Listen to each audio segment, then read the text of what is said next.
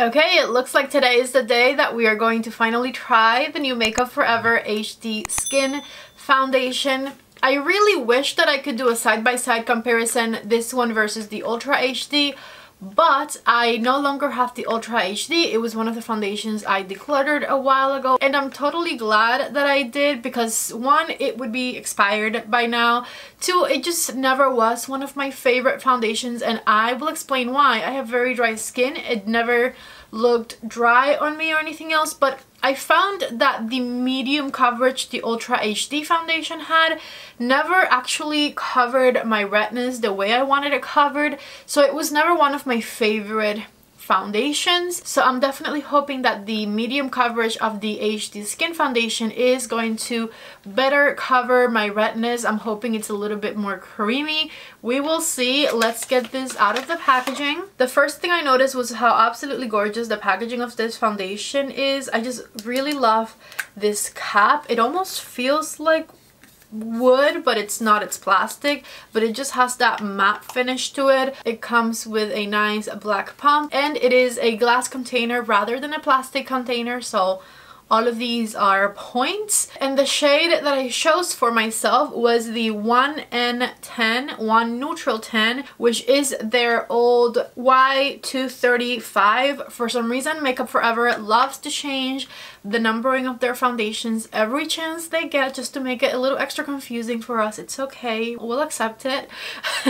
So 1N10 was the shade that I chose for my light neutral skin. Okay, I got the hair out of the way, and I actually haven't primed yet, so for primer slash moisturizer I'm going to use my Magic Cream, which is what I've been using every time I've done a foundation review lately. I've been skipping primer, just using Magic Cream as my moisturizer and primer, and that way there's no other variable in the way that I applied it. First, Magic Eye Rescue for my under eyes, and the Magic Cream is an excellent primer. I often skip primer and just go with that, and then when I do use a primer, it's usually to like further cover pores or further color correct, but it is a totally perfectly acceptable primer and the main thing I need for my skin to be hydrated all day. Okay, let me tap in my eye cream and apply my Magic Cream.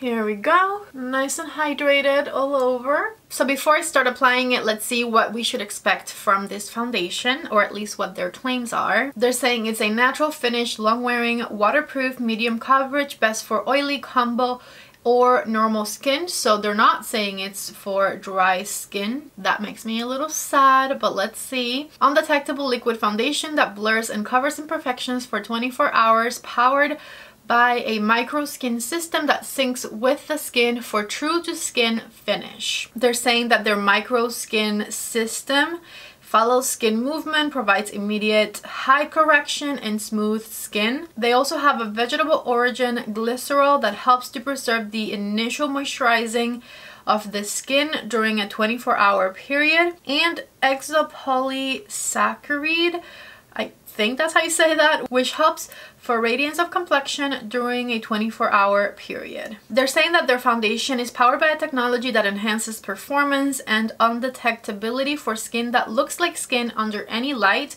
Comfortable and easy to apply, this medium coverage foundation flexes with skin for no caking or settling into lines. HD Skin is vegan, non-comedogenic, waterproof, sweatproof, and comes in more sustainable packaging. So now I'm back to wondering if this is wood and not plastic, but it looks like plastic. Maybe it's like recycled plastic or something, because it definitely is plastic, but they stopped using plastic for the bottle, so that's great. As far as the formula is concerned, it looks pretty creamy, not too light and liquidy, so I'm excited about it still, even though it didn't say it was good for dry skin. I did put a lot of moisturizer on, so hopefully it'll still work for me. And I'm going to apply this side with my sponge.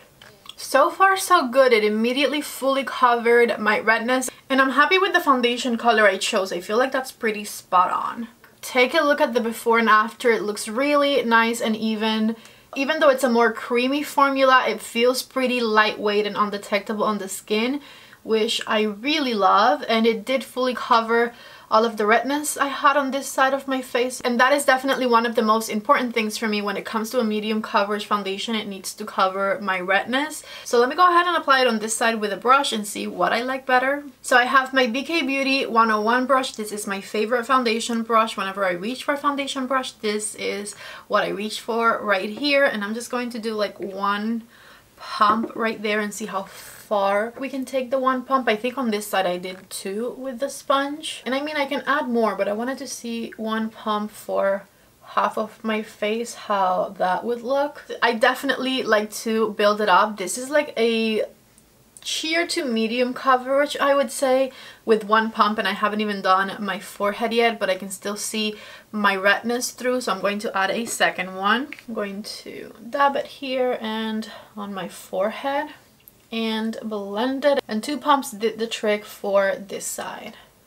As far as which method of application I like better, I usually prefer a sponge, and it is the case for this one because I just feel like this looks a little smoother on this side than this side. I can see a little bit more my pores on this side for some reason.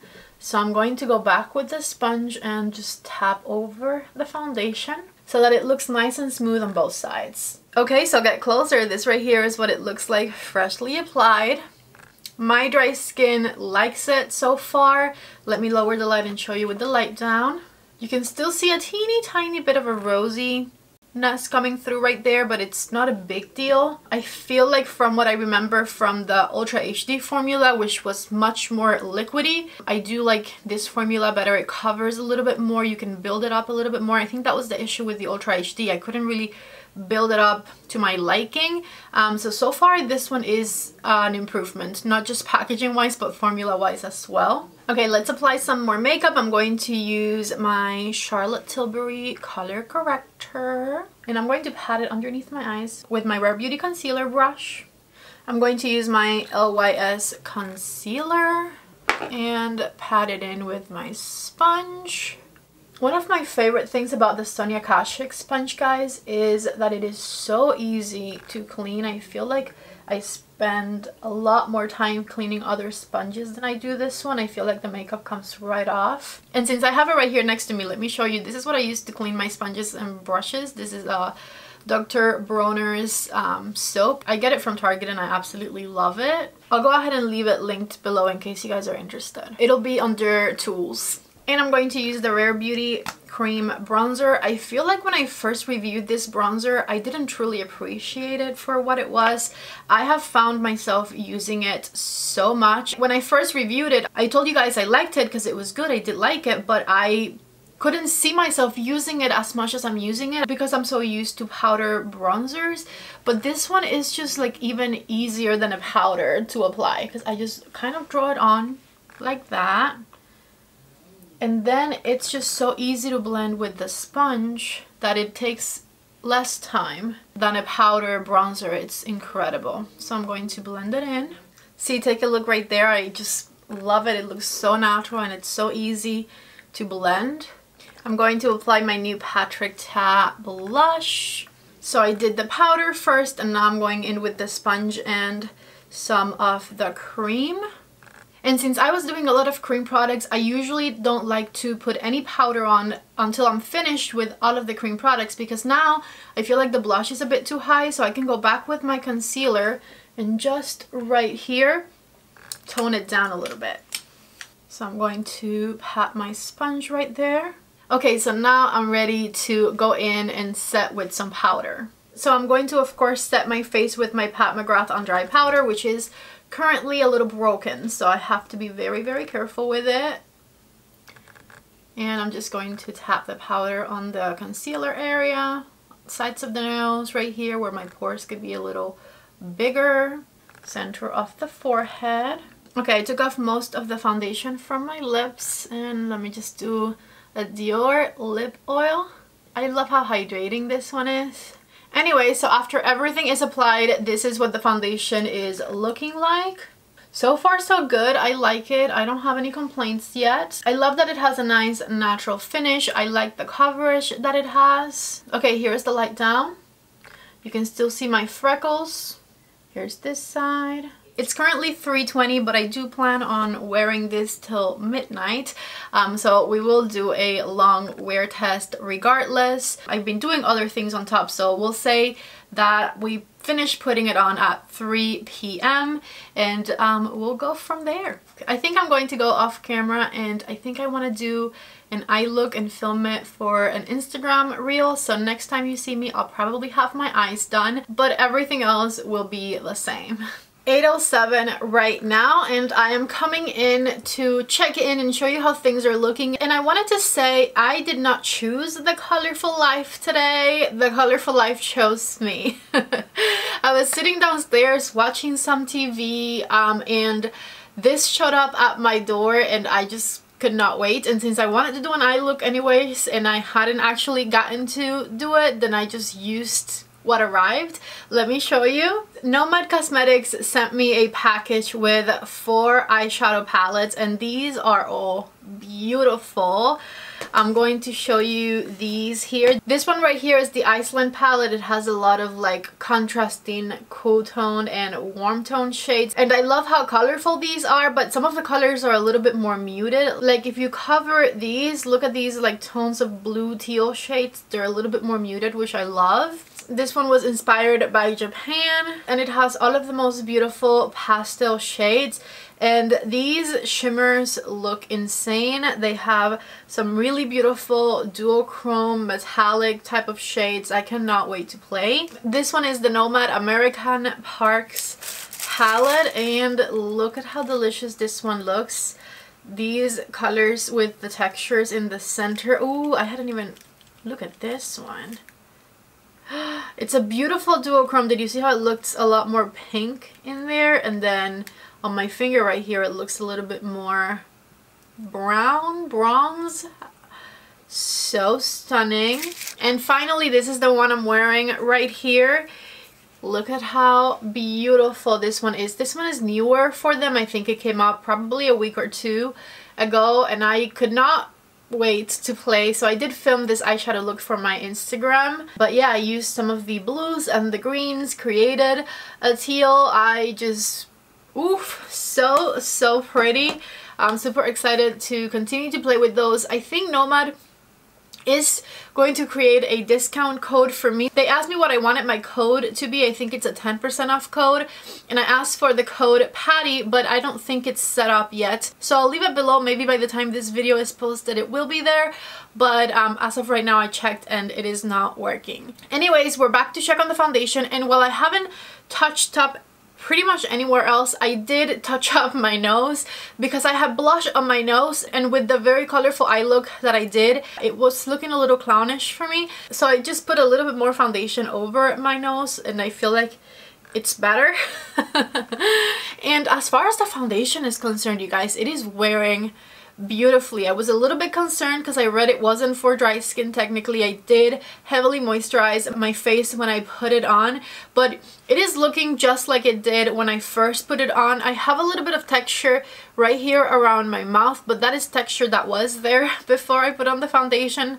The foundation didn't create the texture. It looks pretty much the same as when I put it on this morning. Definitely very long lasting because it hasn't changed much, and most importantly for me, it hasn't dried down on my skin, which gets all of the points in my book. Plus it's wearing beautifully. It hasn't worn off. I love the finish. It hasn't gotten oily. It hasn't gotten dry. It looks very fresh, like if I had just applied it. And it's been 5 hours already since I first put it on. Let me lower the light and show you with the light down. I mean, again, zero complaints. I think it looks absolutely beautiful. I love it. I'll see you in 3 to 4 more hours for my final thoughts. 12:12. So it's been 8 hours since I first applied this foundation, and I'm honestly very impressed. I was not expecting to like it as much. I thought maybe since dry skin wasn't mentioned when I was reading the description that it was going to dry down throughout the day, but it's worn beautifully. It looks very natural. I think this is a very amazing everyday foundation, and I do think that because it has such a natural finish, it will work for any type of skin type. If you're oily, it'll work for you, and if you're dry, which was again the one skin type that wasn't included in the description, it definitely worked for me, and I do have very dry skin. Let me get closer and let me show you with the lights down. Okay, check it out. Again, it's been 8 hours. I have a little bit of oils coming through on the forehead, but it's worn beautifully everywhere. This little bit of texture right there are like raised bumps that I have. It's not that the foundation dried down and created texture or anything like that. When I was editing the beginning of the video, I went through the description again, and it was saying that it didn't settle into any fine lines, and I have to 100% agree with that. I don't have like a bunch of lines, but I do have a couple little lines right here next to my mouth, and sometimes my foundations can settle right there, and as you can see, it looks super smooth. Light down, and this is what it looks like. I think this is going to be an amazing everyday foundation for me, and I'm saying everyday because I feel like when I want my skin to look truly flawless, I look for foundations that have a medium buildable coverage, and with this one I could still see my redness like a teeny tiny bit through the cheeks when I first applied it, but it looks super natural on my skin all throughout the day, and so I feel like I will totally reach for this foundation a lot on a daily basis when I want just natural looking skin. So yeah, I do really like it, and I highly recommend it, which I wasn't expecting because the Ultra HD was not my favorite. This is definitely a huge improvement in my opinion. So yeah, the links to everything are of course down below. I love you guys so much. Thank you for watching the video. Don't forget to like, don't forget to subscribe if you haven't already, and I'll see you in the next video. Bye.